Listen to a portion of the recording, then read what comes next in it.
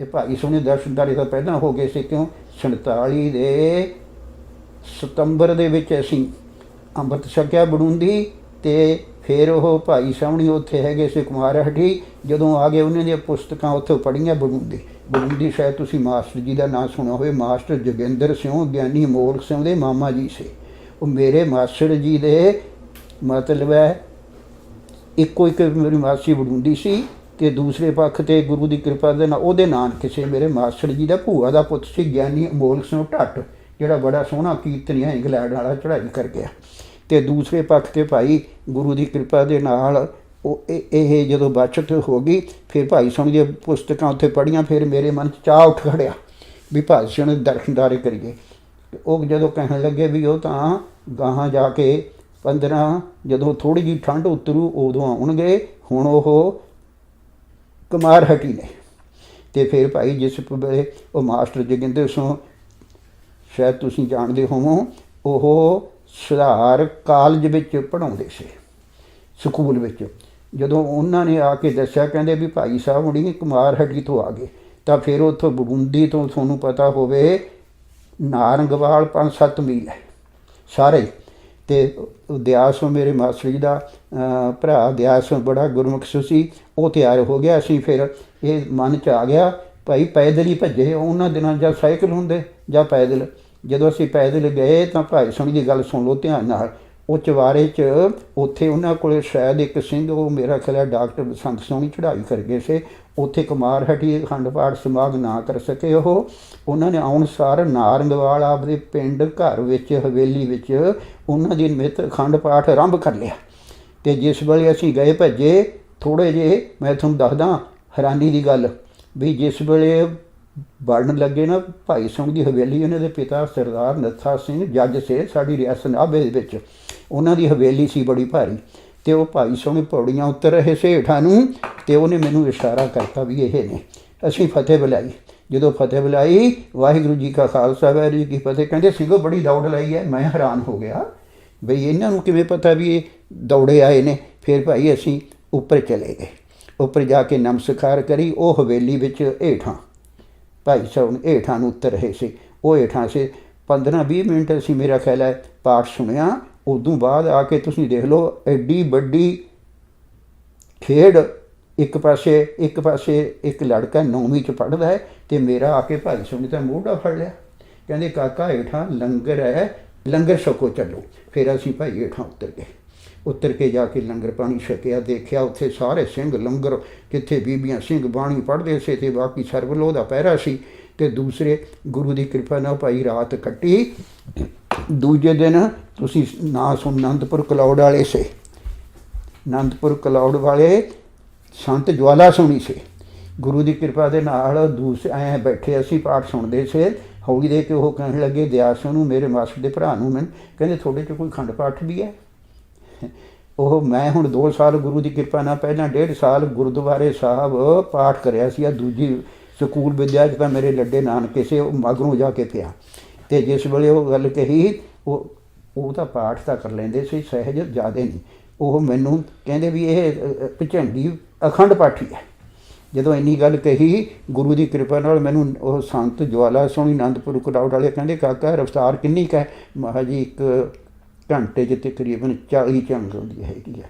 ਉਹਨਾਂ ਨੇ ਭਾਈ ਮੇਰੀ ਦੂਜੇ ਦਿਨ 2 ਵਜੇ ਦੀ ਰੌਲ ਲਿਖਤੀ। ਜਦੋਂ ਇਹ ਲਿਖਤੀ ਮੈਂ ਥੋੜ੍ਹਾ ਜਿਹਾ ਡਰਦਾ ਸੀ, ਕਿਉਂ ਉਦੋਂ ਅਰਦਾਸ ਵੀ ਮਤਲਬ ਥੋੜ੍ਹਾ ਚਿਰ ਹੋਇਆ ਸੀ ਅੰਮ੍ਰਿਤ ਛਕੇ ਨੂੰ 2-4 ਮਹੀਨੇ। ਜਿਸ ਵੇਲੇ ਫਿਰ ਦੂਜੇ ਮੈਂ ਬੈਠਿਆ, ਤੁਸੀਂ ਦੇਖੋ ਗੁਰੂ ਦੀ ਬਖਸ਼ਿਸ਼ ਦੀ ਗੱਲ ਹੈ, ਧਿਆਨ ਨਾਲ ਸੁਣਿਓ ਇਹ ਗੱਲ। ਤਾਂ ਭਾਈ ਸਾਹਿਬ ਨੇ ਮੈਂ ਰੌਲ 'ਤੇ ਬੈਠ ਗਿਆ, ਪਾਠ ਕਰਦਾ ਸੀ। ਥੋੜ੍ਹਾ ਚਿਰ ਹੋਇਆ ਆਏ ਭਾਈ ਸਾਹਿਬ, ਭਾਈ ਰਣਧੀਰ ਸਿੰਘ ਆਪਦੇ ਕਮਰੇ 'ਚ ਬਾਰੇ 'ਚੋਂ ਆ ਕੇ ਖੜ੍ਹ ਕੇ ਹੀ ਪਾਠ ਸੁਣਿਆ। ਜ਼ਿਆਦਾ ਨਹੀਂ, ਉਹਨਾਂ ਨੇ 5-7 ਮਿੰਟ ਹੀ ਸੁਣਿਆ ਹੋਊ। ਐਡੀ ਵੱਡੀ ਸੀਸ ਦੇ ਗਏ। ਕਹਿੰਦੇ ਭੁਝੰਗੀ ਤਾਂ ਸਭ ਤੋਂ ਮੈਂ ਕਿਹਾ ਸਭ ਤੋਂ ਚੰਗਾ ਪਾਠ ਸੀ। ਕਹਿੰਦੇ ਸਭ ਤੋਂ ਚੰਗਾ ਪਾਠ ਹੈ, ਸਵੇਰੇ ਭੋਗ ਇਹਨੇ ਪਾਉਣਾ। ਜਦੋਂ ਇੰਨੀ ਗੱਲ ਕਹੀ, ਮੈਂ ਭਾਵੇਂ ਪਾਠ ਕਰਦਾ ਸੀ, ਮੇਰੇ ਕੰਨ ਵਿੱਚ ਵੀ ਜ਼ਰਾ ਕੁ ਆਵਾਜ਼ ਪੈ ਗਈ। ਉਹ ਦਿਆਸ ਤੋਂ ਜਦੋਂ ਮੈਂ ਰੌਲ ਆ ਕੇ ਉੱਠਿਆ, ਅਤੇ ਉਹ ਬੜਾ ਪ੍ਰਸੰਨ ਹੋਇਆ। ਕਹਿੰਦਾ ਵੀ ਤੇਰੀ ਹੁਣ ਤਾਂ ਭੋਗ ਪਾਉਣਾ ਸਵੇਰੇ, ਤਾਂ ਉਦੋਂ ਰੌਲ ਲਾਉਣੀ ਹੈ। ਫਿਰ ਭਾਈ ਦੂਜੇ ਦਿਨ ਇਸ਼ਨਾਨ ਪਾਣ ਸੋਧ ਕੇ ਮੈਂ 2 ਤੋਂ 4 ਅੰਮ੍ਰਿਤ ਵੇਲੇ ਰੌਲ 'ਤੇ ਬੈਠ ਗਿਆ। 4 ਸਵਾ 4 ਦੇ ਲਗਭਗ ਭੋਗ ਪੈ ਗਿਆ। ਫਿਰ ਬੀਬੀਆਂ ਨੇ ਕੀਰਤਨ ਸ਼ੁਰੂ ਕਰ ਲਿਆ। ਅਤੇ ਬਾਕੀ ਸਿੰਘਾਂ ਨੇ, ਤੁਸੀਂ ਉੱਥੇ ਤੁਹਾਨੂੰ ਪਤਾ ਹੀ ਹੈ ਵੀ ਅਖੰਡ ਕੀਰਤਨੀ ਜਥੇ ਦਾ ਕੋਈ ਟਾਈਮ ਨਹੀਂ ਸੀ। ਜਦੋਂ ਕੀਰਤਨ ਹੋਣਾ ਗੱਜ ਵੱਜ ਕੇ ਹੋ ਹੀ ਜਾਣਾ, ਅਤੇ ਬਾਕੀ ਟਾਈਮ ਦੀ ਕੋਈ ਪਰਵਾਹ ਨਹੀਂ, ਜੁੜ ਕੇ ਕੀਰਤਨ ਕਰਨਾ ਸੁਣਨ ਵਾਲਿਆਂ ਨੇ। ਅਤੇ ਬਾਕੀ ਜਿਸ ਵੇਲੇ ਸਮਝੋ ਭੋਗ ਪਿਆ, ਭੋਗ ਤੋਂ ਬਾਅਦ ਦੇਖ ਲਓ ਤੁਸੀਂ, ਮੈਂ 2 ਵਜੇ ਬੈਠਾ ਤਾਂ ਕੀਰਤਨ ਇੰਨਾ ਪਿਆਰ ਅਤੇ ਵਿਰਾਗ ਨਾ ਹੋਵੇ। ਅਤੇ ਬਾਕੀ ਉਹ ਸੰਤ ਜਵਾਲਾ ਸਿਉਣੀ ਆਨੰਦਪੁਰ ਕਲੌੜ ਵਾਲਿਆਂ ਨੇ ਮੇਰੇ ਕੰਨ 'ਚ ਆ ਕੇ 2 ਵਾਰੀ ਕਿਹਾ, ਕਹਿੰਦੇ ਕਾਕਾ ਤਾਂ ਉੱਠਣਾ ਬਾਹਰ ਅੰਦਰ ਜਾਣਾ। ਮੈਂ ਉਂਗਲੀ ਫੇਰਤੀ। ਮੇਰੇ ਕੋਲ 2 ਗੱਲਾਂ ਮੇਰੇ ਸਾਹਮਣੇ। ਇੱਕ ਤਾਂ ਮੈਨੂੰ ਇਹ ਕੀਰਤਨ ਭਾਈ ਪਹਿਲੀ ਵਾਰੀ ਇੰਨਾ ਸੋਹਣਾ ਮਿੱਠਾ ਲੱਗੇ ਵੀ ਮੈਨੂੰ ਘਾਟਾ ਪੈ ਜਾਊ, ਨਾ ਮੈਨੂੰ ਕੋਈ ਹਾਲਤ ਹੋਈ। 12 ਜਾਂ 1 ਦੇ ਵਿਚਾਲੇ ਫਿਰ ਤੁਸੀਂ ਦੇਖ ਲਓ, ਤੁਸੀਂ 11-12 ਘੰਟੇ ਲਗਾਤਾਰ ਇੱਕੋ ਚਾਪੜ ਪਹਿਲੀ ਵਾਰੀ ਉੱਥੇ ਫਿਰ ਰੌਲ ਲਾਈ ਅਤੇ ਬਾਕੀ ਫਿਰ ਕੀਰਤਨ ਸੁਣਿਆ। ਅਤੇ ਗੁਰੂ ਦੀ ਕਿਰਪਾ ਦੇ ਨਾਲ ਫਿਰ ਉਦੋਂ ਬਾਅਦ ਭਾਈ ਜਦੋਂ ਅਰਦਾਸ ਬੇਨਤੀ ਹੋ ਗਈ, ਅਤੇ ਫਿਰ ਭਾਈ ਇੱਕ ਗਿਆਨੀ ਕਰਤਾਰ ਸਿੰਘ ਸੀ, ਉਹ ਕਹਿੰਦੇ ਆਓ ਲੰਗਰ ਛਕੀਏ। ਮੈਂ ਕਿਹਾ ਜੀ ਮੈਨੂੰ ਤਾਂ ਭੁੱਖ ਜੀ ਨਹੀਂ। ਉਹ ਕਹਿੰਦੇ ਨਹੀਂ, ਥੋੜ੍ਹਾ ਘਣਾ ਲੋੜ ਅਨੁਸਾਰ ਜ਼ਰੂਰ ਛਕੋ। ਜਦ ਮੁੱਕਦੀ ਗੱਲ ਫਿਰ ਭਾਈ ਗੁਰੂ ਦੀ ਕਿਰਪਾ ਦੇ ਨਾਲ ਥੋੜ੍ਹਾ ਘਣਾ ਛਕ ਲਿਆ। ਅਤੇ ਦੂਸਰੇ ਪੱਖ 'ਤੇ ਐਡੀ ਵੱਡੀ ਬਖਸ਼ਿਸ਼ ਹੋਈ, 11 ਘੰਟਿਆਂ ਦੇ ਲਗਭਗ ਲਗਾਤਾਰ ਪਹਿਲੀ ਵਾਰੀ ਕੀਰਤਨ ਸੁਣਿਆ ਅਤੇ ਪਾਠ ਦੀ ਰੌਲ ਲਾਈ। ਅਤੇ ਫਿਰ ਉਦੋਂ ਬਾਅਦ ਦੂਜਾ ਅਖੰਡ ਪਾਠ ਆਰੰਭ ਹੋ ਗਿਆ, ਅਤੇ ਉਹ ਦਿਆਲ ਸਿੰਘ ਤਾਂ ਆ ਗਿਆ। ਮੈਂ ਫਿਰ ਉੱਥੇ ਰਿਹਾ। ਜਦੋਂ ਉੱਥੇ ਰਿਹਾ ਤਾਂ ਭਾਈ ਸੋਹਣੀ ਦਾ ਭਤੀਜਾ ਸੱਜਣ ਸਿੰਘ ਸੀ, ਤੁਹਾਨੂੰ ਪਤਾ ਹੋਣਾ। ਅਤੇ ਫਿਰ ਜਦੋਂ ਦੂਜਾ ਅਖੰਡ ਪਾਠ ਸੰਪੂਰਨ ਹੋ ਗਿਆ, ਅਤੇ ਮੈਂ ਉਹਨਾਂ ਨੂੰ ਫਿਰ ਬੇਨਤੀ ਕਰੀ, ਮੈਂ ਕਿਹਾ ਜੀ ਮੈਨੂੰ ਹੁਣ ਆ ਗਿਆ। ਜਦੋਂ ਭਾਈ ਸਿੰਘ ਨੇ ਉਹ ਆਪਦੇ ਕਮਰੇ 'ਚ ਬੈਠੇ ਸੀ, ਅਤੇ ਉਹ ਕਹਿੰਦੇ ਹਾਂ ਠੀਕ ਹੈ। ਜਿਸ ਵੇਲੇ ਮੈਂ ਬਾਹਰ ਆਉਣ ਲੱਗਿਆ ਤਾਂ ਉਹਦੀ ਬਰਾਂਡੇ ਵਿੱਚ ਆਇਆ ਤਾਂ ਸੱਜਣ ਸਿੰਘ ਭੱਜੇ ਹੀ ਆਇਆ ਮੇਰੇ ਕੋਲ, ਕਹਿੰਦੇ ਕਾਕਾ ਤੈਨੂੰ ਦੁਬਾਰਾ ਬੁਲਾਇਆ। ਮੈਂ ਜਦੋਂ ਜਾ ਕੇ ਕਿਹਾ, ਕਹਿੰਦੇ ਬਈ ਤੇਰੇ ਕੋਈ ਮੰਗਣੀ ਤਾਂ ਨਹੀਂ ਹੋਈ? ਮੈਂ ਅੱਜ ਮੇਰੇ ਤਾਂ ਆਨੰਦ ਕਾਰਜ ਵੀ ਹੋਏ ਨੇ। ਜਦੋਂ ਇੰਨੀ ਗੱਲ ਕਹੀ, ਫਤਿਹ ਮੈਂ ਬੁਲਾਤੀ, ਫਤਿਹ ਬੁਲਾ ਕੇ ਫਿਰ ਆ ਗਿਆ।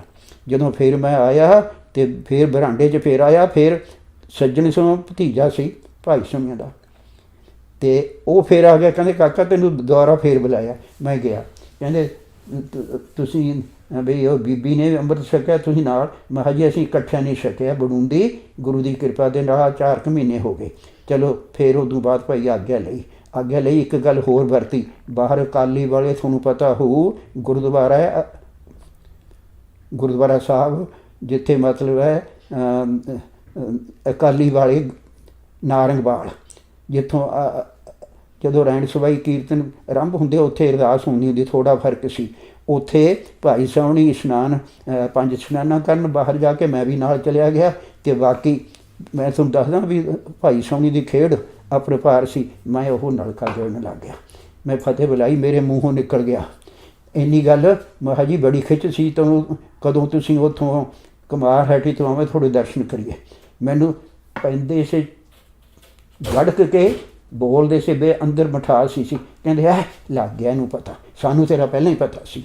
ਇਹ ਗੱਲ ਉਹਨਾਂ ਨੇ ਜਾਣੀ ਉੱਥੇ ਕਹੀ। ਫਿਰ ਭਾਈ ਉਦੋਂ ਬਾਅਦ ਤਾਂ ਤੁਸੀਂ ਗੱਲ ਹੀ ਛੱਡ ਦਿਓ ਬਈ ਅਸੀਂ 5 ਭਰਾ ਸੀ, ਹੁਣ 4 ਨੇ, ਇੱਕ ਚੜ੍ਹਾਈ ਕਰ ਗਿਆ ਅਤੇ 4 ਭੈਣਾਂ, ਐਡਾ ਵੱਡਾ ਪਰਿਵਾਰ। ਜਦੋਂ ਅਸੀਂ ਉੱਥੇ ਅੰਮ੍ਰਿਤ ਛਕਿਆ, ਦੋਨਾਂ ਨੇ ਅੰਮ੍ਰਿਤ ਛਕ ਕੇ ਜਦੋਂ ਆਏ, ਮਾਸਟਰ ਜੋਗਿੰਦਰ ਸਿੰਘ ਬੜੂੰਦੀ ਵਾਲੇ ਉਹ ਜਥੇਦਾਰ ਸੀ। ਉਹ ਜਥੇਦਾਰ ਜਦੋਂ ਘਰੇ ਆਏ, ਉਹਨਾਂ ਦੇ ਘਰੋਂ ਸ਼ਰਨ ਕੌਰ ਉਹਨਾਂ ਦਾ ਨਾਂ ਸੀ, ਸ਼ਾਇਦ ਤੁਹਾਨੂੰ ਤਾਂ ਇੰਨਾ ਨਾ ਪਤਾ ਹੋਵੇ।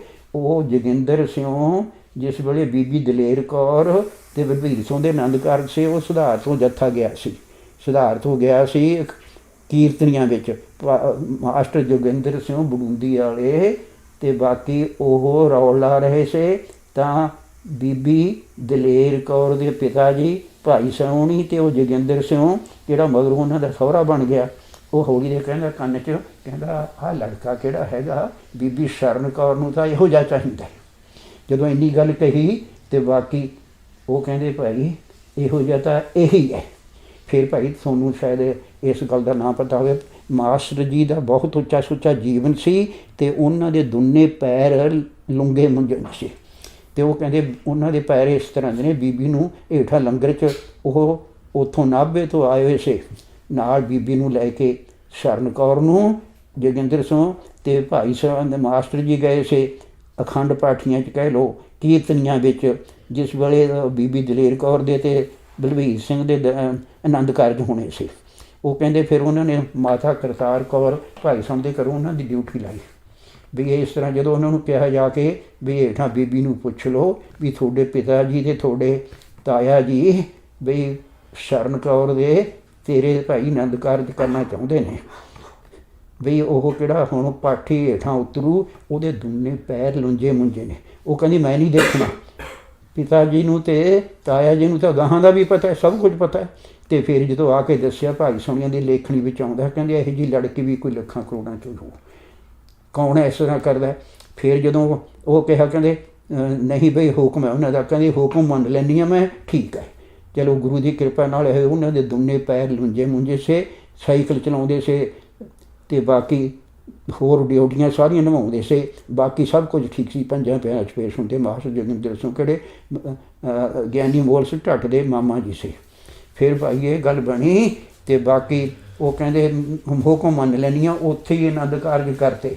ਇੱਥੇ ਇਹ ਸੀ ਵੀ ਉਹਦੇ ਆਨੰਦ ਕਾਰਜ ਕਿਸੇ ਨੇ ਕਰਨੇ ਨਹੀਂ। ਉੱਥੇ ਆਨੰਦ ਕਾਰਜ ਜਦੋਂ ਬਲਵੀਰ ਸਿੰਘ ਦੇ ਹੋਏ, ਬੀਬੀ ਦਲੇਰ ਕੌਰ ਦੇ ਹੋਏ ਅਤੇ ਮਾਸਟਰ ਜੋਗਿੰਦਰ ਸੋਹਣੀਆਂ ਨੇ, ਉੱਥੇ ਹੀ ਘਰਦਿਆਂ ਨੂੰ ਕੋਈ ਨਹੀਂ ਪਤਾ ਆਨੰਦ ਕਾਰਜ ਕਰੇ ਅਤੇ ਬੜੂੰਦੀ ਉਹ ਲੈ ਕੇ ਆ ਗਏ। ਇਸ ਤਰ੍ਹਾਂ ਦਾ ਹੋਇਆ। ਫਿਰ ਉਹ ਬੇਬੇ ਜੀ ਦੀ ਗੱਲ ਸੁਣ ਲਓ ਤੁਸੀਂ, ਉਹ ਮੇਰੇ ਨਾਲ ਬਾਹਲਾ ਪਿਆਰ ਸੀ ਅਤੇ ਮੈਨੂੰ ਕਹਿੰਦੀ ਜਿਸ ਵੇਲੇ ਮਾਸਟਰ ਜੀ ਅੰਦਰੋਂ ਜਥੇਦਾਰ ਤੋਂ ਹੈਗੇ ਸੀ, ਕਹਿੰਦੇ ਉਹ ਕਹਿੰਦੇ ਨੇ ਵੀ ਇੱਕ ਲੜਕਾ ਕਿਹੜਾ ਅਤੇ ਉਹਦੇ 'ਤੇ ਬੜੀ ਕਲਾ ਵਰਤੀ ਹੈ, ਵੀ 19-20 ਸਾਲ ਦਾ ਦੇਖਣ ਨੂੰ ਵੀ ਇਸ ਤਰ੍ਹਾਂ ਦਾ ਹੈਗਾ, ਉਹਦੇ 'ਤੇ ਕਲਾ ਬੜੀ ਵਰਤੀ ਹੈ। ਉਹ ਕਹਿੰਦੇ ਤੁਹਾਡੀ ਭਤੀਜ ਨੂੰ ਦਾ ਇਹ ਭਾਣਜਾ ਹੈ, ਲੋਟਵੱਦੀ ਪੜ੍ਹਦਾ, ਅੱਗੇ ਵੀ ਚੁਬਾਰੇ 'ਚ ਤੁਹਾਨੂੰ 1-2 ਵਾਰੀ ਆ ਕੇ ਫਤਿਹ ਬੁਲਾਉਂਦਾ। ਕਹਿੰਦੇ ਮੇਰੀ ਨਜ਼ਰ 'ਚ ਤਾਂ ਕੀੜੇ ਮਕੌੜੇ ਨੇ ਜਿਹੜੇ ਬੇਅੰਮ੍ਰਿਤੀਏ ਨੇ। ਜਦੋਂ ਇੰਨੀ ਗੱਲ ਕਹੀ ਮੇਰੇ ਮਨ 'ਤੇ ਅਸਰ ਹੋ ਗਿਆ। ਮੈਂ ਕਿਹਾ ਬੇਬੇ ਜੀ ਫਿਰ ਅਸੀਂ ਤਾਂ ਦੋਨਾਂ ਨਹੀਂ ਅੰਮ੍ਰਿਤ ਛਕਿਆ, ਬਾਕੀ ਸਾਰਾ ਪਰਿਵਾਰ ਦੂਜਾ। ਫਿਰ ਉਹਨਾਂ ਨੇ ਭਾਈ ਮੈਨੂੰ ਦਵਾਈ ਦੱਸਤੀ। ਉਹ ਕਹਿੰਦੇ ਜਦੋਂ ਤੂੰ ਨਿਤਨੇਮ ਕਰਦਾ ਸਵੇਰੇ ਸ਼ਾਮ ਨੂੰ ਅਤੇ ਬਾਕੀ ਉਦੋਂ ਅਰਦਾਸ ਕਰਿਆ ਕਰ ਵੀ ਐਂ ਕਰਕੇ ਅੰਮ੍ਰਿਤ ਦੀ ਦਾਤ ਇਹਨਾਂ ਨੂੰ ਮਿਲ ਜਾਵੇ। ਸ਼ਾਇਦ ਤੁਸੀਂ ਨਾ ਸੁਣਿਆ ਹੋਵੇ, ਮੇਵਾ ਸੋ ਸਾਨੀ ਹੁਣੀ ਚੜ੍ਹਾਈ ਕਰੀ ਹੈ ਉਹਨੇ, ਅਤੇ ਬਾਕੀ 96 ਸਾਲ ਦਾ ਹੋ ਕੇ ਅਤੇ ਗੁਰੂ ਦੀ ਕਿਰਪਾ ਦੇ ਨਾਲ ਇਹ ਖੇਡ ਵਰਤੀ। ਗੁਰੂ ਦੀ ਕਿਰਪਾ ਦੇ ਨਾਲ ਉਹ ਅਰਦਾਸ ਹੁੰਦੀ ਰਹੀ। ਉਹ ਮੇਰੀ ਭੈਣਾਂ 'ਚੋਂ ਵੱਡੀ ਹੈ, ਉਹ ਹੁਣ ਇੱਥੋਂ ਹੁਣੇ ਗਈ ਹੈ, ਥੋੜ੍ਹਾ ਚਿਰ ਹੋਇਆ। ਅਤੇ ਦੂਸਰੇ ਉਹ ਆ ਕੇ ਮੈਨੂੰ ਕਹਿੰਦੀ ਵੀਰ ਜੀ ਮੈਂ ਤਾਂ ਅੰਮ੍ਰਿਤ ਛਕਣਾ। ਮੈਂ ਕਿਹਾ ਭਾਈ ਦਸਤਾਰ ਸਜਾਉਣੀ ਪਊ, ਕਹਿੰਦੀ ਸਜਾ ਲੂੰ। ਚਲੋ ਮੁੱਖ ਦੀ ਗੱਲ ਜ਼ਿਆਦਾ ਮੈਂ ਲੰਬਾ ਨਾ ਲਿਜਾਵਾਂ। ਅਤੇ ਗੁਰੂ ਨੇ ਐਸੀ ਖੇਡ ਵਰਤਾਈ। ਫਿਰ ਮੇਰੇ ਮਾਤਾ ਅਤੇ ਪਿਤਾ 2 ਰਹਿ ਗਏ, ਬਾਕੀ ਭੈਣ ਭਰਾ ਸਾਰਿਆਂ ਨੇ ਅੰਮ੍ਰਿਤ ਛਕ ਲਿਆ। ਅਤੇ ਫਿਰ ਇੱਕ ਕੋਈ ਸਿੰਘ ਆ ਗਿਆ, ਉਹ ਘਰ ਆਇਆ, ਮੈਂ ਬਾਹਰ ਗਿਆ ਹੋਇਆ ਸੀ ਖੂਹ 'ਤੇ। ਉਹ ਮੇਰੇ ਬਾਪੂ ਜੀ ਨੂੰ ਕਹਿੰਦੇ, ਮੇਰੇ ਬਾਪੂ ਜੀ ਸਾਰਿਆਂ ਦੇ ਪੜ੍ਹਾਏ ਸੀ, ਬੜੇ ਸੋਹਣੇ ਅਖੰਡ ਪਾਠੀ ਸੀ। ਉਹ ਕਹਿੰਦੇ ਤੁਹਾਡਾ ਲੜਕਾ ਇੱਧਰ ਤੁਰਿਆ, ਤੁਸੀਂ ਹਾਲੇ ਅੰਮ੍ਰਿਤ ਨਹੀਂ ਛਕਿਆ। ਚਲੋ ਮੁੱਖ ਦੀ ਗੱਲ ਉਹ ਵੀ ਤਿਆਰ ਹੋ ਗਈ। ਫਿਰ ਪੋਹ ਸੂਦੀ ਸੱਤੇ ਨੂੰ ਮੇਰੇ ਮਾਤਾ ਜੀ ਅਤੇ ਪਿਤਾ ਜੀ ਨੇ ਜਾ ਕੇ ਨਾਰੰਗਵਾਲ ਅੰਮ੍ਰਿਤ ਛਕ ਲਿਆ। ਹੁਣ ਤੁਸੀਂ ਦੇਖੋ ਵੀ ਪੋਹ ਸੂਦੀ ਸੱਤੇ ਨੂੰ ਕਿੰਨੇ ਸਿੰਘ ਉੱਥੇ ਆਉਂਦੇ ਨੇ। ਜਦੋਂ ਮੈਂ ਭਾਈ ਸਿੰਘ ਦੇ ਚੁਬਾਰੇ ਵਿੱਚ ਗਿਆ, ਸਮਾਪਤੀ ਤੋਂ ਬਾਅਦ ਰਹਿਣ ਸਵਾਈ ਤੋਂ ਹੱਥ ਬੰਨ੍ਹ ਕੇ ਫਤਿਹ ਬੁਲਾਈ। ਕਹਿੰਦੇ ਕਿਉਂ ਤੇਰੀ ਹੁਣ ਹੋ ਗਈ ਪੂਰੀ।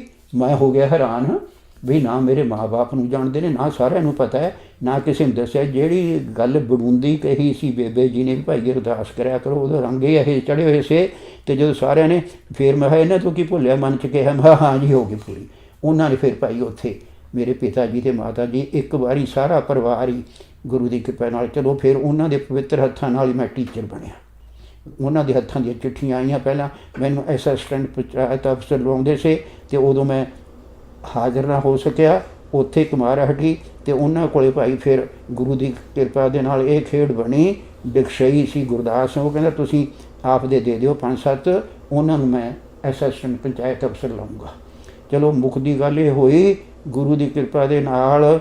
ਫਿਰ ਉੱਥੇ ਮੈਨੂੰ ਕੁਮਾਰ ਹਟੀ ਜਾਣ ਦਾ ਮੌਕਾ ਮਿਲ ਗਿਆ। ਉੱਥੇ ਜਦੋਂ ਮੈਂ ਗਿਆ ਭਾਈ ਫਿਰ 4-5 ਮਹੀਨੇ ਉਹਨਾਂ ਕੋਲ ਮੈਂ ਰਿਹਾ ਅਤੇ ਮੇਰੀ ਡਿਊਟੀ ਫਿਰ ਇਹ ਬਣ ਗਈ ਸੁਖਮਨੀ ਸਾਹਿਬ ਦਾ ਪਾਠ ਸੁਣਾਉਣਾ। ਇੱਕ ਵਾਰੀ ਪੰਜੋਖਰੇ ਤੋਂ ਭਾਈ ਆਤਮਾ ਸਿੰਘ, ਸ਼ਾਇਦ ਤੁਸੀਂ ਉਹਨਾਂ ਦਾ ਨਾਂ ਸੁਣਿਆ ਹੋ, ਅਤੇ ਉਹ ਆਏ ਉਹ ਕਹਿੰਦੇ ਇਹ ਭਚੰਜਿਆ ਕਿਹੜਾ ਇਹਦਾ ਪਰਿਵਾਰ, ਕਹਿੰਦੇ ਸਾਰਾ ਅੰਮ੍ਰਿਤ ਧਾਰ ਗਿਆ ਗੁਰੂ ਦੀ ਕਿਰਪਾ ਦੇ ਨਾਲ। ਫਿਰ ਮੈਂ ਉਹ ਬੀਬੀ ਦਲੇਰ ਨੂੰ ਕਿਹਾ, ਮੈਂ ਕਿਹਾ ਗਰਲ ਸਕੂਲ ਉਹਦਾ ਮੈਂ ਮੈਨੇਜਰ ਹਾਂ ਸਾਡੇ ਪਿੰਡ, ਮੈਂ ਜਾਣਾ। ਉਹ ਕਹਿੰਦੀ ਤੂੰ ਦੱਸਣਾ ਸਵੇਰੇ ਫਤਿਹ ਬੁਲਾ ਦੀ ਅਤੇ ਉਹਨੂੰ ਨਹੀਂ ਜਾਣ ਦੇਣਾ ਇਹਨਾਂ ਨੇ। ਜਦੋਂ ਇੰਨੀ ਮੈਂ ਕਿਹਾ ਮੈਂ ਤਾਂ ਜਾਣਾ ਨਹੀਂ। ਅਤੇ ਫਿਰ ਮੈਂ ਭਾਈ ਸਾਹਿਬ ਨੂੰ ਕਿਹਾ ਜੀ ਮੈਂ ਗਰਲ ਸਕੂਲ ਦਾ ਮੈਨੇਜਰ ਹਾਂ, ਤੁਸੀਂ ਮੈਨੂੰ ਆਗਿਆ ਦੇ ਦਿਓ। ਕਹਿੰਦੇ ਸਾਨੂੰ ਸੁਖਮਨੀ ਸਾਹਿਬ ਦਾ ਪਾਠ ਕੌਣ ਸੁਣਾਊ। ਇੰਨੀ ਜਦੋਂ ਗੱਲ ਕਹੀ, ਮੈਂ ਕਿਹਾ ਬੀਬੀ ਦਲੇਰ ਕੌਰ ਨੂੰ ਮੈਂ ਫਿਰ ਇਹ ਇੱਕ ਗੱਲ ਕਹੀ, ਮੈਂ ਕਿਹਾ ਮੈਂ ਇਹਨਾਂ ਦੇ ਹੁਕਮ ਤੋਂ ਬਗੈਰ ਨਹੀਂ ਜਾਣਾ। ਚਲੋ ਮੁੱਖ ਦੀ ਗੱਲ ਇਹ ਹੋਈ। ਫਿਰ 3-4 ਮਹੀਨੇ ਰਹੇ ਭਾਈ ਉੱਥੇ ਕੁਮਾਰ ਹਟੀ ਉਹਨਾਂ ਕੋਲੇ। ਉਹਨਾਂ ਦੀਆਂ ਚਿੱਠੀਆਂ ਪੜ੍ਹਨੀਆਂ ਅਤੇ ਲਿਖਣੀਆਂ ਅਤੇ ਉਹਨਾਂ ਨੇ ਸਾਈਨ ਕਰ ਦੇਣੇ। ਗੁਰੂ ਦੀ ਮੇਰੀ ਡਿਊਟੀ ਸੀ ਸੁਖਨੀ ਸਾਹਿਬ ਦਾ, ਅਤੇ ਜਾਨ ਸੁਖਾਲੇ ਦੂਜਿਆਂ ਨੇ ਨਿਤਨੇਮ ਕਰਨਾ। 4-5 ਮਹੀਨੇ ਰਹੇ। ਫਿਰ ਭਾਈ ਜਦੋਂ ਉਹਨਾਂ ਨੇ ਆਉਣਾ ਸੀ ਅਤੇ ਮੌਸਮ ਥੋੜ੍ਹਾ ਜਿਹਾ ਚੇਂਜ ਹੋਣ ਲੱਗਿਆ ਸੁਖਤੇ ਵਿੱਚ, ਉਦੋਂ ਫਿਰ ਗੁਰੂ ਦੀ ਕਿਰਪਾ ਨਾਲ 3 ਗੱਡੀਆਂ ਆ ਗਈਆਂ। 3 ਗੱਡੀਆਂ ਦੇ ਵਿੱਚ ਗੁਰੂ ਦੀ ਕਿਰਪਾ ਨਾਲ ਅਸੀਂ ਤਿਆਰ ਹੋ ਗਏ। ਭਾਈ ਸੋਹਣੇ ਨੇ ਮੈਨੂੰ ਆਪਦੇ ਬਰਾਬਰ ਸੀਟ 'ਤੇ ਬਿਠਾਇਆ। ਫਿਰ ਆ ਕੇ ਭਾਈ ਡਾਕਟਰ ਖੁਸ਼ਹਾਲ ਸਿੰਘ ਸੀ, ਉਹਦੇ ਅਖੰਡ ਪਾਠ। ਪਹਿਲਾਂ ਤਾਂ ਇਹ ਹੈ ਵੀ ਉਹ ਕੀ ਕਾਲਕਾ, ਜਦੋਂ ਕਾਲਕਾ ਆਏ ਉੱਥੇ ਰਹਿਣ ਸਬਾਈ ਹੋਇਆ ਸਮਾਗਮ, ਬਹੁਤ ਸੰਗਤਾਂ ਇਕੱਠੀਆਂ ਹੋਈਆਂ। ਅਤੇ ਉਦੋਂ ਬਾਅਦ ਫਿਰ ਡਾਕਟਰ ਖੁਸ਼ਹਾਲ ਸਿੰਘ ਦੇ ਖਰੜ ਆ ਗਏ, ਉਹਦੇ ਅਖੰਡ ਪਾਠ ਹੋਇਆ। ਉਦੋਂ ਬਾਅਦ ਫਿਰ ਅਸੀਂ ਆਏ ਉੱਥੇ ਰਾਜਪੁਰੇ, ਉੱਥੇ ਸਰਦਾਰ ਹਰੀ ਸਿੰਘ ਸੀ ਪਲੇਟੀਅਰ ਰੇਲਵੇ 'ਚ, ਉਹਦੇ ਪ੍ਰਸ਼ਾਦਾ ਛਕਿਆ। ਫਿਰ ਅਸੀਂ ਭਾਈ ਲੁਧਿਆਣੇ ਆ ਗਏ। ਜਦੋਂ ਲੁਧਿਆਣੇ ਆਏ ਉੱਥੇ ਭਾਈ ਸਾਹਿਬ ਮੂਹਰੇ ਜਾਂਦੇ ਸੀ ਅਤੇ ਮੈਂ ਥੋੜ੍ਹਾ ਜਿਹਾ ਮਗਰ ਸੀ, ਕਿਤੇ ਭੋਥਾ ਜਿਹਾ ਪਾਇਆ ਹੋਇਆ। ਉਹ ਕਹਿੰਦਾ ਇਹ ਸੰਤ ਰਣਧੀਰ ਸਿੰਘ ਨੇ। ਮੈਂ ਕਿਹਾ ਉਹੀ ਨੇ, ਸੰਤ ਤਾਂ ਕਹਾਉਂਦੇ ਨਹੀਂ ਸੀ ਆਪ ਨੂੰ। ਅਤੇ ਉਹ ਭੱਜ ਕੇ ਗਿਆ ਲੁਧਿਆਣੇ, ਪਲੇਟਫਾਰਮ ਦੀ ਗੱਲ ਹੈ। ਭੱਜ ਕੇ ਭਾਈ ਸਾਹਿਬ ਦੇ ਪੈਰੀਂ ਹੱਥ ਲਾਉਣ ਗਿਆ, ਕਹਿੰਦੇ ਨਹੀਂ ਫਤਿਹ ਬਜਾ ਸਿੰਘਾ। ਜਦ ਉਦੋਂ ਬਾਅਦ ਭਾਈ ਫਿਰ ਅਸੀਂ ਗੁਰੂ ਦੀ ਕਿਰਪਾ ਦੇ ਨਾਲ ਬਲਬੀਰ ਸਿੰਘ ਦੀ ਕੋਠੀ, ਉਦੋਂ ਗੁਰਦੁਆਰਾ ਸਿੰਘ ਸਭਾ ਤੋਂ ਥੋੜ੍ਹੇ ਜਿਹੇ ਫਰਕ 'ਤੇ ਸੀ, ਉੱਥੇ ਆ ਗਏ। ਰਾਤ ਨੂੰ ਭਾਈ ਉੱਥੇ ਰਹੇ, ਸਵੇਰੇ ਕੀਰਤਨ ਸੁਣਿਆ। ਫਿਰ ਮੈਂ ਕਿਹਾ ਜੀ ਮੈਨੂੰ ਹੁਣ ਆਗਿਆ ਹੈ। ਕਹਿੰਦੇ ਹੁਣ ਤੈਨੂੰ ਐਂ ਕਰ ਤੂੰ ਵੀ ਗਿਆਨੀ ਹਰੀ ਸਿੰਘ ਕਿਹੜੇ ਉਹਨਾਂ ਦੇ ਪ੍ਰਕਾਸ਼ ਫਿਰ ਸੀ ਨਾ ਨਾਰ ਸਿੰਘ ਗੁੱਜਰਵਾਲ, ਕਹਿੰਦੇ ਹੁਣ ਤੂੰ ਮੰਡੀ ਅਹਿਮਦਗੜ੍ਹ ਵੱਲ ਦੀ ਨਾ ਜਾਈਂ, ਰਾਏਕੋਟ ਵੱਲ ਦੀ ਜਾਈਂ ਆਪਦੇ ਪਿੰਡ ਨੂੰ, ਮੈਂ ਤੈਨੂੰ ਚਿੱਠੀ ਲਿਖ ਕੇ ਦਿੰਦਾ। ਉਹਨਾਂ ਚਿੱਠੀ ਲਿਖਤੀ ਅਤੇ ਬਾਕੀ ਭਾਈ ਉਹ ਸੁਧਾਰ ਪੜ੍ਹਾਉਂਦੇ ਸੀ ਗਿਆਨੀ ਨਾਰ ਸਿੰਘ। ਜਦੋਂ ਮੈਂ ਆਇਆ ਉਹ ਮੈਨੂੰ ਬਾਹਰ ਸੂਏ 'ਤੇ ਮਿਲ ਗਏ, ਮੈਂ ਜਾਣਦਾ ਸੀ ਥੋੜ੍ਹਾ ਜਿਹਾ। ਮੈਂ ਚਿੱਠੀ ਫੜਾ, ਕਹਿੰਦੇ ਆ ਗਏ ਉੱਥੋਂ ਕੁਮਾਰ ਹਟੀ ਤੋਂ। ਉਹ ਮੈਂ ਕਿਹਾ ਜੀ ਮੈਂ ਵੀ ਨਾਲ ਸੀ, ਕੱਲ੍ਹ ਹੀ ਆਇਆ। ਚਲੋ ਮੁੱਕਦੀ ਗੱਲ। ਫਿਰ ਭਾਈ ਮੈਂ ਘਰੇ ਆ ਗਿਆ। ਘਰੇ ਆ ਕੇ ਫਿਰ ਤਾਂ ਤੁਸੀਂ ਚਲੋ ਜ਼ਿਆਦਾ ਮੈਂ ਗੱਲਾਂ ਇੱਕੋ ਹੀ ਕਰਾਂ ਵੀ ਜਿਹੜੇ ਸਾਡੇ ਰਿਸ਼ਤੇਦਾਰ ਕਚੜਿਆਂ ਤੋਂ ਤੋੜ ਢੂੰਡ ਸੱਜਣ ਸੰਤ ਫੱਕਿਆਂ ਓਏ ਜਵਿੰਦੇ ਬਛੜੇ ਹੁਮਾਏ। ਜਦੋਂ ਪਹਿਲਾਂ ਅਸੀਂ ਕਹਿਣਾ ਬਈ ਇਹ ਤਾਂ ਜੀ ਪੱਗਾਂ ਬੰਨੀਆਂ ਹੋਏ ਨੇ, ਫਿਰ ਤਾਂ ਸੰਬੰਧ ਹੀ ਇੱਧਰ ਬਣ ਗਿਆ। ਕਿਹੜੇ ਦੂਜੇ ਸੀ ਉਹਨਾਂ ਨਾਲ ਸਾਲਿਆਂ ਨੇ ਟੁੱਟ ਟੱਟ ਗਈਆਂ, ਕਿਹੜੇ ਦੂਜੇ ਰਸਤੇ ਉਹਨਾਂ ਨੂੰ ਫੋਕਾ ਬਸ ਫਤਿਹ ਹੋਣੀ। ਅਤੇ ਬਾਅਦ ਮੁੱਖ ਦੀ ਗੱਲ ਜ਼ਿਆਦਾ ਨਾ ਮੈਂ ਇੱਧਰ ਲਿਜਾਵਾਂ ਵੀ ਜਿੱਥੇ ਜਿੱਥੇ ਫਿਰ ਭਾਈ 1950 ਤੋਂ 82 ਤੱਕ ਇੱਥੇ ਅਸੀਂ ਆਏ ਹਾਂ। 51 'ਚ ਪਰੀ ਵਿਚਾਰਾ ਰਿਟਾਇਰਮੈਂਟ ਲਈ। ਇੰਨੇ ਸਾਲਾਂ ਵਿੱਚ ਜਿਨ੍ਹਾਂ ਦੇ ਬੱਚੇ ਪੜ੍ਹਦੇ ਸੀ, ਨਹੀਂ ਵੀ ਪੜ੍ਹਦੇ ਸੀ, ਕਿਹੜਾ ਮੈਨੂੰ ਸਤਿਕਾਰ ਮਾਣ ਪੱਤਰ ਇੰਨਾ ਕੁਝ ਮਿਲਿਆ। ਇਹ ਸਾਰੀ ਵਡਿਆਈ ਗੁਰੂ ਦੀ ਹੈ। ਮੈਂ ਤਾਂ ਫਿਰ ਸਭ ਅਵਗੁਣ ਮੈਨੂੰ ਉਹਦੇ ਸੋਨੇ ਤੁਹਾਡੇ ਟੋਰਾਂਟੋ ਵਾਲਿਆਂ ਨੇ ਕਿਹਾ ਵੀ ਤੁਸੀਂ ਭਾਈ ਸੋਹਣੀਆਂ ਦੇ ਦਰਸ਼ਨਦਾਰੀ ਨਹੀਂ ਕਰੇ, ਉਹਨਾਂ ਦੇ ਕੋਲ ਰਹੋ, ਇੰਨਾ ਸੰਗਤ ਕਰੀਏ, ਤੁਸੀਂ ਲਿਖੋ। ਮੈਂ ਕਿਹਾ ਮੈਂ ਕਿਹੜਾ ਲਿਖਾ ਰਹੀ ਹਾਂ। ਉਹ ਕਹਿੰਦੇ ਚਿੱਠੀਆਂ ਨਹੀਂ ਲਿਖਦੇ। ਉਹਦੇ ਸੋਂ ਦੀ ਗੱਲ ਹੈ ਪ੍ਰੋਫੈਸਰ ਦੀ। ਫਿਰ ਭਾਈ ਉਦੋਂ ਬਾਅਦ ਮੈਂ 5-7 ਮਹੀਨੇ ਇੱਥੇ ਆਹ ਲਿਖਿਆ। ਇਸ ਤਰ੍ਹਾਂ ਦਾ ਹੋਇਆ। ਮੁੱਖ ਦੀ ਗੱਲ ਇਹ ਹੈ ਵੀ ਸਾਰੀ ਜ਼ਿੰਦਗੀ ਭਾਈ ਫਿਰ ਇਹ ਬਾਣੀ ਦੀ ਇੰਨੀ ਬਖਸ਼ਿਸ਼ ਹੋਈ ਮੇਰੇ 'ਚ ਤਾਂ ਸਾਰੇ ਅਵਗੁਣ ਨੇ, ਅਤੇ ਗੁਰੂ ਨੇ ਐਸੀ ਬਖਸ਼ਿਸ਼ ਕਰੀ ਵੀ ਜਿੱਥੇ ਵੀ ਜਾਣ ਦਾ ਮੌਕਾ ਰਿਹਾ। ਅਤੇ ਭਾਈ ਸਾਹਿਬ ਦੇ ਹੱਥਾਂ ਦੇ ਪਵਿੱਤਰ ਅਤੇ ਫਿਰ 1947 ਤੋਂ 82 ਤੱਕ ਇੱਕ ਵਾਰੀ ਵੀ ਪੋਹ ਸੁਦੀ ਸੱਤੀ ਦਾ ਸਮਾਗਮ ਨਹੀਂ ਮਿਸ ਹੋਇਆ। ਭਾਵੇਂ ਮੈਂ ਬਾਂਗਰ 'ਚ ਕਿਤੇ ਵੀ ਨੌਕਰੀ ਕਰਦਾ, ਉੱਥੋਂ ਆ ਕੇ ਫਿਰ ਉੱਥੇ ਲਾਹਾ ਲੈਣਾ, ਸਾਰਾ ਕੁਝ ਹੋਣਾ। ਇਹ ਭਾਈ ਚਲੋ ਮੁੱਖ ਦੀ ਗੱਲ ਇਹੀ ਹੈ ਵੀ ਗੁਰੂ ਨੇ ਐਸੀ ਬਖਸ਼ਿਸ਼ ਕਰੀ। ਇਹਦੀ ਵਡਿਆਈ ਕਾਹਦੀ ਹੈ? ਬਾਣੀ ਕੀ ਹੈ? ਪਰਮੇਸ਼ਰ ਵਾਹੋ ਵਾਹੋ ਬਾਣੀ ਨਿਰੰਕਾਰ ਹੈ ਤੇ ਜੇ ਔਰ ਨਾ ਕੋਈ। ਬਾਣੀ ਤੋਂ ਬਗੈਰ ਹੋਰ ਕਿਤੇ ਮੈਂ ਕਿਹੜੇ ਦੂਜੇ ਪ੍ਰੋਗਰਾਮ ਸੇ ਕਿਤੇ ਅਟੈਂਡ ਨਹੀਂ ਕੀਤਾ, ਕਿਤੇ ਮੈਨੂੰ ਲੋੜ ਨਹੀਂ ਸੀ। ਪਾਰਟੀਆਂ ਪੂਟੀਆਂ ਇੱਥੇ ਵੀ ਕਰਦੇ ਨੇ, ਸੌਖ ਹੈ ਕਰੀ ਜਾਣ ਜੋ ਜੀ ਕਰਦਾ ਹੈ। ਕਿਉਂ ਬਾਣੀ ਹੈ ਕਿਹੜੀ? ਬਾਣੀ ਅੰਮ੍ਰਿਤ ਹੈ, ਧੁਰ ਤੋਂ ਆਈ ਹੈ। ਜਿਹੜਾ ਬਾਣੀ ਦੇ ਲੜ ਲੱਗਦਾ ਹੈ, ਬਾਣੀ ਕਿੱਥੋਂ ਆਈ ਹੈ? ਸੱਚਖੰਡ ਤੋਂ। ਉਹ ਸੱਚਖੰਡ 'ਚ ਹੀ ਲੈ ਜਾਂਦੀ ਹੈ। ਸਾਰੀ ਇਸ ਤਰ੍ਹਾਂ ਹੈ। ਇਹ ਸਾਰੀ ਭਾਈ ਵਡਿਆਈ ਗੁਰੂ ਦੀ ਹੈ, ਸੱਚੇ ਪਾਤਸ਼ਾਹ ਦੀ ਕਿਰਪਾ ਨਾਲ, ਭਾਈ ਸਾਹਿਬ ਦੀਆਂ ਸੀਸਾਂ। ਅਤੇ ਬਾਕੀ ਫਿਰ ਤੁਹਾਨੂੰ ਇੱਕ ਗੱਲ ਮੈਂ ਮੁੱਕਦੀਆਂ ਹੀ ਨਹੀਂ। ਜਦੋਂ ਉੱਥੇ ਮੈਂ ਆਇਆ ਤਾਂ ਮਾਸਟਰ ਜੀ ਗਏ ਅਤੇ ਉਹ ਇੰਨੀ ਵੱਡੀ ਗੱਲ ਹੋਈ ਅਤੇ ਮਾਸਟਰ ਜੀ ਚੁਬਾਰੇ 'ਤੇ ਚੜ੍ਹਨ ਆਪਦੇ ਬੂੰਦੀ ਗੱਲ ਹੈ। ਮੈਂ ਮਾਸੀ ਦੇ ਘਰੇ ਸੀ, ਮੈਂ ਫਤਿਹ ਬੁਲਾਈ। ਕਹਿੰਦੇ ਕਾਕਾ ਇੱਕ ਫਤਿਹ ਹੋਰ ਭਾਈ ਸਾਹਿਬ ਨੇ ਤੈਨੂੰ ਬੁਲਾਈ ਹੈ। ਉਹਨਾਂ ਕੋਲ ਮੈਂ 2-4 ਮਹੀਨੇ ਦੇਖੋ, ਇੱਕ ਪਾਸੇ ਐਡੀ ਉੱਚੀ ਆਤਮਾ ਭਾਈ ਸਾਹਿਬ ਨੇ, ਮੇਰੀ ਮਾਸੀ ਜੀ ਨਿਹਾਲ ਹੋਈ। ਕਹਿੰਦੇ ਤੇਰੇ ਮਾਸਟਰ ਜੀ ਇੰਨਾ ਚਿਰ ਦੇ ਜਾਂਦੇ ਨੇ, ਸਾਡਾ ਕਹਿੰਦੇ ਛੋਟਾ ਜਿਹਾ ਗਿਆ ਆ ਅਤੇ ਬਾਕੀ ਭਾਈ ਸਾਹਿਬ ਨੇ ਫਤਿਹ ਬੁਲਾਈ ਹੈ। ਅਤੇ ਉਹਨਾਂ ਨੇ ਇਹ ਕਿਹਾ ਵੀ ਉਹ ਉਜਾਗਰ ਸਿੰਘ ਭੁਜੰਗੀ ਨੂੰ ਮੇਰੀ ਫਤਿਹ ਬੁਲਾਇਓ। ਭਾਈ ਸਾਹਿਬ ਦੀ ਗੱਲ ਹੈ। ਇਹ ਸਾਰੀ ਵਡਿਆਈ ਭਾਈ ਗੁਰਬਾਣੀ ਦੀ ਹੈ। ਮੈਂ ਤਾਂ ਮੇਰੇ 'ਚ ਤਾਂ ਇੱਕ ਵੀ ਗੁਣ ਨਹੀਂ, ਪਰ ਇੱਕ ਗੱਲ ਜਾਏ ਗੁਰਸਿੱਖਾਂ ਕੀ ਹੈ ਧੂੜਦੇ ਹਮ ਪਾਪੀ ਵੀ ਗਤ ਪਾਹੇ। ਗੁਰਸਿੱਖਾਂ ਦੇ ਨਾਲ ਭਾਈ ਮੇਲ ਮਿਲਾਪ ਜਿਹੜੇ ਹੋਏ ਉਹਦੀ ਕੋਈ ਕੀਮਤ ਹੀ ਨਹੀਂ ਕਿਸੇ ਤਰ੍ਹਾਂ ਦੀ। ਇਹ ਸੱਚੇ ਪਾਤਸ਼ਾਹ ਦੀ ਕਿਰਪਾ ਜੀ ਨੂੰ ਸਭ ਤੋਂ ਵੱਡੇ ਭਾਗ ਬਾਣੀ ਚਾਹੁੰਦਾ ਹੈ, ਸਭ ਤੋਂ ਵੱਡੇ ਭਾਗ ਗੁਰਸਿੱਖਾਂ ਕੇ ਜੋ ਗੁਰਚਰਨੀ ਸਿੱਖ ਪੜ੍ਹਦੇ ਆ, ਕਿਹੜੇ ਗੁਰੂ ਦੇ ਚਰਨਾਂ ਨਾਲ ਲੱਗੇ ਨੇ ਭਾਈ। ਉਹਨਾਂ ਦੇ ਦੁਨੀਆ ਵੱਡੇ ਭਾਗ ਕਰਦੇ, ਕੋਈ ਕਿਵੇਂ ਕਰਦਾ ਕੋਈ ਕਿਵੇਂ, ਪਰ ਸਭ ਤੋਂ ਵੱਡੇ ਭਾਗ ਗੁਰਸਿੱਖਾਂ ਕੇ ਜੋ ਗੁਰਚਰਨੀ ਸਿੱਖ ਪੜ੍ਹਦੇ ਆ, ਕਿਹੜੇ ਗੁਰੂ ਦੇ ਚਰਨਾਂ ਨਾਲ ਬਾਣੀ ਨਾਲ ਲੱਗੇ, ਉਹ ਸਭ ਤੋਂ ਵੱਡੇ ਭਾਗਾਂ ਵਾਲੇ ਨੇ। ਰੇ ਰੇ ਕਹੇ ਨਾ ਕਹੂ ਆਓ ਆਦਰ ਬੈਠ ਸਭ ਦੇਊ। ਭਾਈ ਬਾਣੀ ਦੀ ਅਗਾਧ ਬੋਧ ਖੇਡ ਹੈ, ਬੜੀ ਬਖਸ਼ਿਸ਼ ਹੋਈ ਭਾਸ਼ਣੀਆਂ ਦੀ ਸਿਰੇ ਤੱਕ। ਉਹਨਾਂ ਦਾ ਪਿਆਰ ਸਤਿਕਾਰ ਕਿਹੜਾ ਮਿਲਿਆ ਉਹ ਤੁਹਾਨੂੰ ਦੱਸ ਨਹੀਂ ਸਕਦੇ। ਸਾਰੇ ਪਰਿਵਾਰ ਨਾਲ, ਭਾਈ ਜੀਵਨ ਸਿੰਘੀਆਂ ਨਾਲ, ਹੋਰ ਕਿਹੜੇ ਕਿਹੜੇ, ਮਹਿੰਦਰ ਸੋਹਣੀ ਜੇ, ਹੋਰ ਸਾਰੇ ਸਿੰਘਾਂ ਨਾਲ ਇੰਨੀ ਨੇੜਤਾ ਹੋ ਗਈ ਸੀ। ਜਿੱਥੇ ਵੀ ਹੋਣਾ ਉਹਦੀ ਮੈਨੂੰ ਮੂਹਰੇ ਕਰ ਮਾਸਟਰ ਜੀ ਕਰੋ ਅਰਦਾਸ। ਮੈਂ ਉਹਨਾਂ ਦਾ ਹੁਕਮ ਮੰਨ ਕੇ ਇਸ ਤਰ੍ਹਾਂ ਦਾ ਗੁਰੂ ਦੀ ਕਿਰਪਾ ਨਾਲ ਇੱਥੇ ਵੀ ਮੇਰੇ ਕੋਲ ਫਿਰ ਜਦੋਂ ਮੈਂ ਆ ਗਿਆ ਆਤਮ ਰੰਗ ਵਿੱਚ, ਇੱਕ ਵੱਡੀ ਖੁਸ਼ੀ ਦੀ ਗੱਲ ਇਹ ਹੈ ਮਾਸਟਰ ਜੀ ਨੇ ਅਸੀਂ ਫਿਰ ਉਹ ਜੰਡ ਸਾਹਿਬ ਇਹ ਵੀ ਮਹੀਨੇ 'ਚ ਇੱਕ ਰੈਣ ਸਵਾਈ ਕੀਰਤਨ ਕਰਨਾ। ਇੱਕ ਰੈਣ ਸਵਾਈ ਕੀਰਤਨ ਥੁੱਲੀਵਾਲ ਬਰਨਾਲੇ ਦੀ, ਉੱਥੇ ਉਹ ਬਾਹਰ ਖੜ੍ਹੇ ਗੱਲਾਂ ਕਰਨ ਇੱਕ ਦੋ ਬੰਦੇ। ਉਹ ਕਹਿੰਦੇ ਜਿਹੜੀ ਮਿਸਰੀ ਹੈ ਨਾ ਉਹ ਵੀ ਨਹੀਂ ਕਹਿੰਦੇ ਆਪ ਇਕੱਲੀ ਖਾਂਦੇ ਲੈਚੀਆਂ, ਉਹ ਵੀ ਸੰਗਤ 'ਚ ਵੰਡ ਦਿੰਦੇ ਨੇ। ਫਿਰ ਕਹਿੰਦੇ ਰੁਪਈਏ ਕਿਹੜੇ ਕਿ ਉੱਥੇ ਭੇਟਾ ਆਉਂਦੀ ਹੈ ਸ਼ਬਦ ਦੀ, ਉਹ ਗੋਲਕ 'ਚ ਪਾ ਜਾਂਦੇ ਨੇ। ਉਹ ਕਹਿੰਦੇ ਦੇਖੋ ਕਈ ਰਾਗੀ ਢਾਡੀ ਤਾਂ ਰਚਦੇ ਨਹੀਂ ਹੈਗੇ ਵੀ ਐਡੀ ਵੱਡੀ ਗੱਲ। ਪਰ ਮੁੱਕਦੀ ਗੱਲ ਮੈਨੂੰ ਫਿਰ ਮਾਸਟਰ ਜੀ ਨੇ ਕਿਹਾ 77 ਉਹ ਮੇਰੇ ਕੋਲ ਚਿੱਠੀ ਪਈ ਹੈ ਇੱਥੇ 77 ਦੀ ਸੇਵਾ ਮੈਨੂੰ ਦੇ ਦਿੱਤੀ ਵੀ ਇੱਕ ਮਹੀਨੇ 'ਚ ਸਮਾਗਮ ਕਰਨਾ ਜੰਡਸਰ ਸਾਹਿਬ ਥੁੱਲੀਵਾਲ। ਉੱਥੇ ਦਸ਼ਮੇਸ਼ ਪਿਤਾ ਜੀ ਨੇ ਚਰਨ ਪਾਏ ਨੇ, ਛੇਵੇਂ ਪਾਤਸ਼ਾਹ ਹਰਗੋਬਿੰਦ ਸਾਹਿਬ ਨੇ ਵੀ, ਉਹਨਾਂ ਨੇ ਵੀ ਦਰਸ਼ਨ ਚਰਨ ਪਾਏ ਨੇ। ਉੱਥੇ ਫਿਰ ਇੱਕ ਮਹੀਨੇ 'ਚ ਇੱਕ ਸਮਾਗਮ ਹੋਣਾ। ਮੇਰੇ ਕੋਲ ਭਾਈ ਬੁਕਿੰਗ ਫਿਰ ਰਹਿਣ ਸਵਾਈਆਂ ਦੀ 1.5 ਸਾਲ ਦੀ ਬੁਕਿੰਗ ਹੋ ਗਈ। ਉਹ ਕਹਿੰਦੇ ਖਰਚ ਕੋਈ ਵੀ ਨਹੀਂ, ਇਹ ਤਾਂ ਕਹਿੰਦੇ ਰਾਤ ਨੂੰ ਜਦੋਂ ਦਲੀਆ ਜਾਂ ਮੂੰਗੀ ਦੀ ਦਾਲ ਹੋਵੇ ਵੀ ਫਿਰ ਉਦੋਂ ਬਾਅਦ ਚਲੇ ਜਾਂਦੇ ਨੇ, ਕੋਈ ਕੁਛ ਲੈਣਾ ਨਹੀਂ। ਫਿਰ ਜਿਉਂ ਉੱਥੇ ਭਾਈ ਇਹ ਹੜ੍ਹ ਆਇਆ, ਰਹਿਣ ਸਵਾਈ ਕੀਰਤ ਸਮਾਗਮ ਚੱਲੇ, ਛਾਪੇ ਬਰਨਾਲੇ ਜਿੱਥੇ ਵੀ ਹੋਣਾ, ਉਹ 77 ਦੀ ਸੇਵਾ ਮੇਰੇ ਕੋਲ ਰਹੀ। ਅਤੇ ਮੈਂ ਕਈ ਵਾਰੀ ਹੱਥ ਬੰਨ੍ਹਣੇ ਵੀ ਜੀ ਕਿਸੇ ਹੋਰ ਸਿੰਘ ਨੂੰ ਹੁਣ ਦੇ ਦਿਓ ਸੇਵਾ ਤੁਸੀਂ।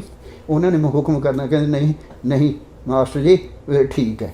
ਫਿਰ ਉਹ ਗੁਰੂ ਦੀ ਕਿਰਪਾ ਨਾਲ ਭਾਈ 23 ਸਾਲ ਮੇਰੇ ਕੋਲ ਉਹ ਸੇਵਾ ਰਹੀ। ਉਹ ਮੈਂ ਤੁਹਾਨੂੰ ਦੱਸਦਾ ਵੀ ਨਾਰੰਗਵਾਲ ਪੋਹ ਸੁਦੀ ਸੱਤੇ ਦਾ ਸਮਾਗਮ ਹੋ ਰਿਹਾ ਸੀ।